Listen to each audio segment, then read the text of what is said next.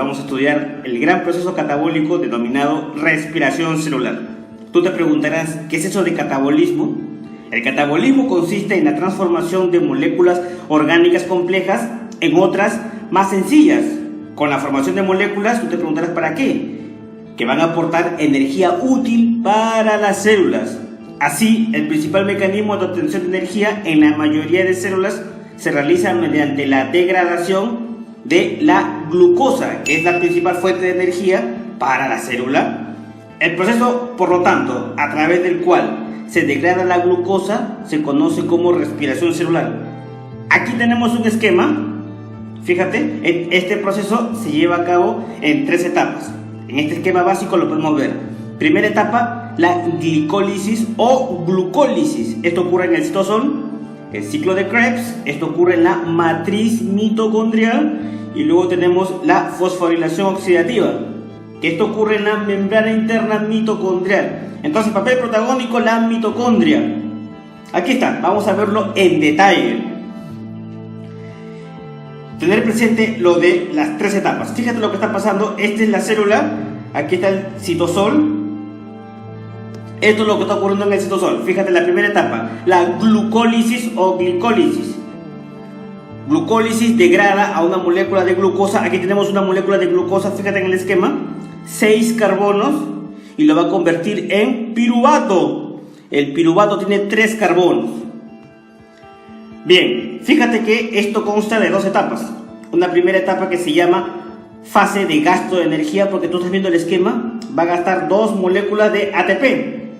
Esta primera etapa termina cuando se forma una molécula que se llama el gliceraldehído. Luego tenemos una segunda fase que es la de beneficio energético, en la que va a ganar, fíjate, tú ves aquí 2 ATP. Pero en verdad son 4, porque acá han puesto por 2, se multiplica por 2 porque ya hemos dicho que una glucólisis tiene 6 carbonos y va a formar 2 piruvatos, cada uno de 3 carbonos. Entonces, 2 por 2, 4, gana 4 ATP y aquí perder 2 ATP. Hay un balance de 2. Muy bien. Ahora, fíjate lo que está sucediendo con el piruvato cuando ingresa a la mitocondria. Aquí va a pasar algo. Recuerda que una mitocondria tiene una membrana externa e interna. Fíjate el ciclo de Krebs. Aquí está el piruvato, pero no entra el piruvato al ciclo, sino lo que entra es la acetilcoenzima A. En el camino se le ha agregado la coenzima A y mira, se ha desprendido CO2. Luego pasa por una serie de etapas, donde aquí nos interesa esta molécula, el NADH, transportadora de electrones, NADH, que luego me va a generar los ATP. Fíjate que aquí tengo 3, pero recuerda que habíamos dicho que una glucosa me da 2 piruvatos, entonces voy a multiplicar por 2 esto luego, ya que en el esquema solamente se muestra para 1. Y luego tenemos la etapa de la fosforilación oxidativa. Aquí está. La fosforilación oxidativa cuenta con 2 momentos. El primer momento se llama la cadena transportadora de electrones, que consiste en el transporte de electrones y bombeo de protones, como se aprecia aquí, que va a crear una gradiente de protones a través de la membrana, donde van a participar moléculas como los citócromos y la ubiquinona. Y finalmente tenemos la quimiósmosis, que es la síntesis de ATP, el objetivo final, impulsada por el flujo de protones, que retorna a través de la membrana. Mira. Bien, eso es lo que está pasando dentro de la célula y de la mitocondria. Ahora vamos a ver otro esquema, un poco más fino, para entenderlo mejor. Entonces habíamos hablado de 3 etapas: la glicólisis, ciclo de Krebs, y la fosforilación oxidativa. La glicólisis degrada la glucosa en 2 moléculas de piruvato. Se genera en el camino 2 moléculas de NADH y hay un balance neto de 2 ATP. Ingresa, como vemos aquí, a la mitocondria, fíjate. Luego se convierte el piruvato en la acetilcoenzima A.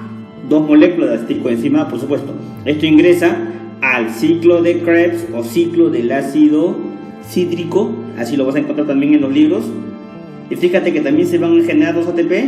Y por cada acetilcoenzima A, 3 NADH. Como son 2, 6 NADH. Y una molécula de FADH. Pero como son 2 FADH. Eso es importante porque todo eso va a ingresar a la fosforilación oxidativa ya en la membrana interna de la mitocondria. Recuerda que por un NADH tengo 3 ATP y por un FADH tengo 2 ATP. Por lo tanto, si tú sumas, fíjate, acá tengo 6, aquí tengo 2 y luego por aquí tengo 2, sería 10, ¿sí? Ahí sería 30. Y si le agrego el FADH, que por cada FADH hay 2, sería 4, ahí tendríamos 34 ATP. Si le sumo los dos de acá y los dos de la glicólisis, tendríamos 38 ATP. También puede ser 36 porque fíjate, de aquí sigue dos rutas, dos lanzaderas que se van a extender en la membrana de la mitocondria. Si sigo esta ruta, tendría pues 38, o sea la máxima, porque un NADH tiene 3, aporta 3 ATP, mientras que otro solamente 2. Bien, esto es el balance, lo que nos interesa. Tenemos un mejor esquema por aquí. Ahí está. Hablamos de respiración aeróbica porque el aceptor final de los electrones es el oxígeno. Entonces, en resumidas cuentas, de glucólisis, balance 2 ATP, anda contando, 2 NADH, de ácido pirúvico a aceticoenzima A que ingresa al ciclo de Krebs, 2 NADH, del ciclo de Krebs, 6 NADH y 2 FADH. Si nosotros sumamos esto, vamos a obtener el balance neto. De nuevo, 6 NADH, ¿sí? Le sumas 2 y le sumas 2 sería 10. 10 por 3, 30 ATP. 2 FADH, 2 ATP, sería 34 ATP. Luego los 2 ATP de sustrato del ciclo de Krebs y de la glicólisis, ahí tendríamos los 38 ATP. Si existe respiración aeróbica, también tenemos una respiración anaeróbica, que aquí la tenemos, que es el proceso de oxidación de compuestos orgánicos, pero sin participación de oxígeno.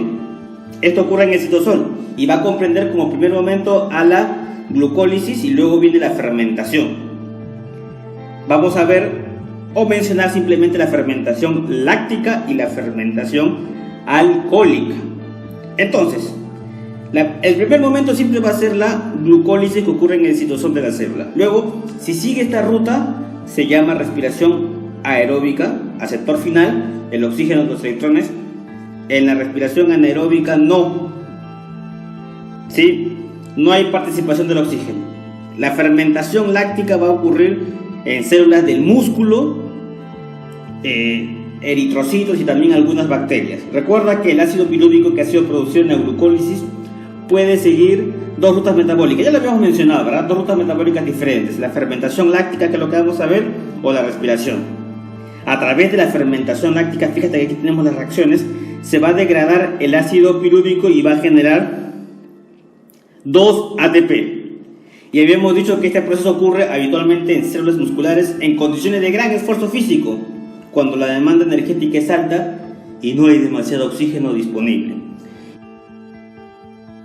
Finalmente, vemos la fermentación alcohólica, donde la descarboxilación, o sea, la liberación del CO2 del piruvato, forma acetaldehído, que acepta los electrones del NADH, transformándose en etanol o alcohol etílico. Es realizado por algún tipo de levaduras, ya sea para esponjar la masa en panificación y en la producción de bebidas alcohólicas, el vino y la cerveza.